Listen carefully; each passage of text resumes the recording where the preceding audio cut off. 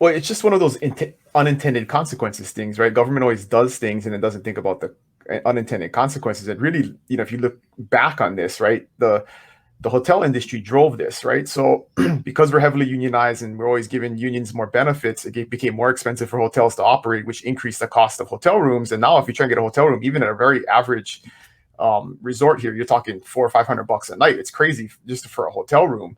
And when you add in all the taxes and stuff that they've added onto that, so what did it do? It incentivizes people to use their homes as hotel rooms, and so now we're trying to go after that. And and then what like Heidi's talking about. So now we're going to disincentivize doing, make it so expensive to do that now people are from somewhere else are going to buy those properties instead because it's more economically beneficial for them to become one of those people who owns a house and rents it out in order to have some place to stay.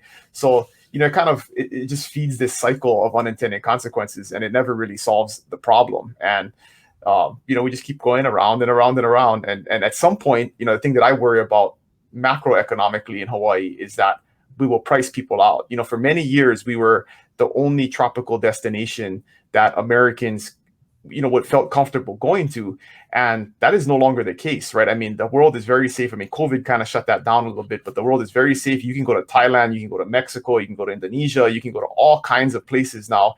Air travel is a lot cheaper than it used to be. You can go to Bali, you can go to Samoa, you can go to all of these different places. And at some point, if it's cheaper to buy a plane ticket that's twice as much, because when you get there, your stay is going to be a third the cost, and you're going to have a luxury villa with a maid and a cook and all this kind of stuff, where it's going to cost the same to come to Hawaii and stay in a hotel room, people are going to stop coming, right? And so at some point you kind of cut your nose off to spite your face. So it's not smart policy in the long run, and we're already seeing that. I mean, there's visitor counts are down, but revenue kind of stays the same because you continue to increase the cost of, for the visitors that do come. At some point there's going to be a breaking point where that's not going to work anymore. So